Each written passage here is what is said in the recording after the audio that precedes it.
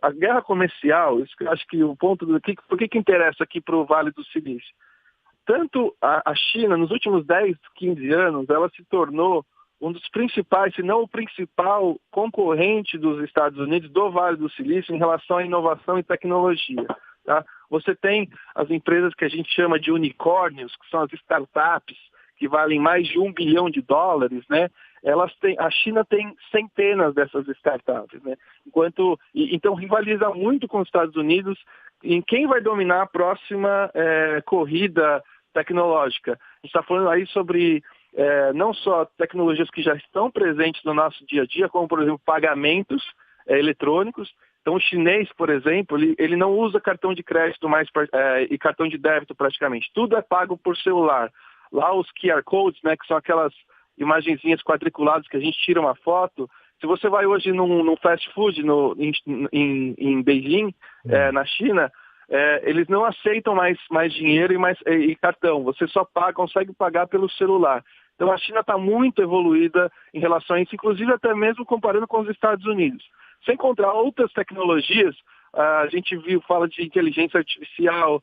A gente teve recentemente a notícia de que teve um médico lá, um cientista que editou, né, o gene de um bebê, enfim.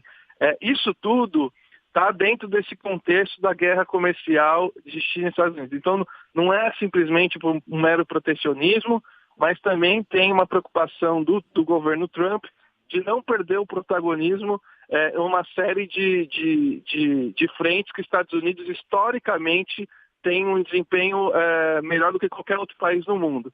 E eu acho que essa prisão, mais uma vez, a imprensa chinesa está dizendo, como a imprensa americana noticiou, isso está sendo falado o dia inteiro, mas eu acho que a gente não tem ideia da gravidade disso, porque a gente está falando da prisão de uma das executivas mais importantes da China, que hoje é a segunda maior economia do mundo. Agora, Bruno, chama muita atenção o fato de a imprensa chinesa estar falando, ou o governo chinês estar falando, que é uma violação dos direitos humanos, a prisão dela.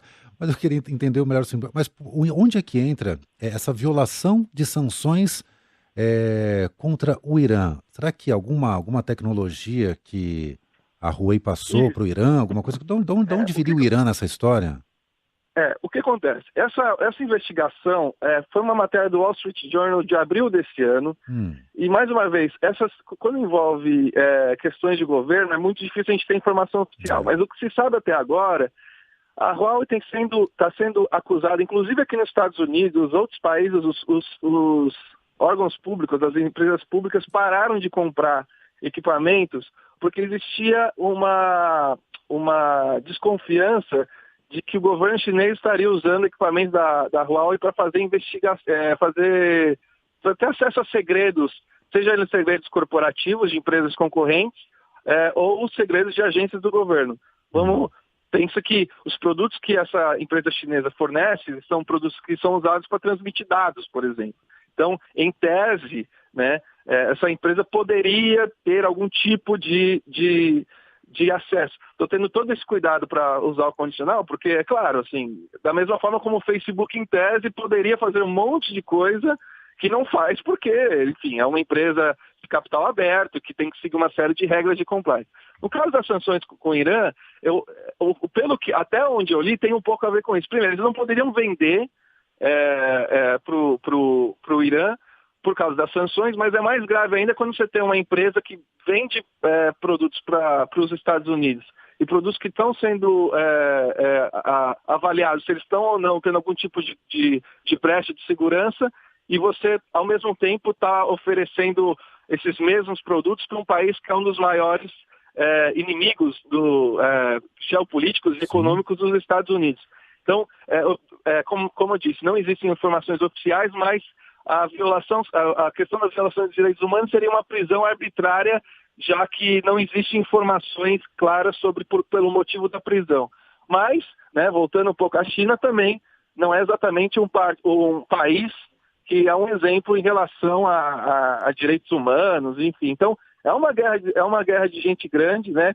Estão chamando essa batalha, essa guerra comercial entre a China e os Estados Unidos como uma nova Guerra Fria, né? Quer dizer, não vai estar exatamente um risco militar, mas a gente vai ter uma guerra que deve se estender, pelo menos com a administração do Trump, e que esse tipo de notícia, como prisão de executivos ou saída de empresa, boicote a empresas, infelizmente tende a ser mais uma notícia mais que a gente vai ver mais nos próximos meses. Né? Entendo.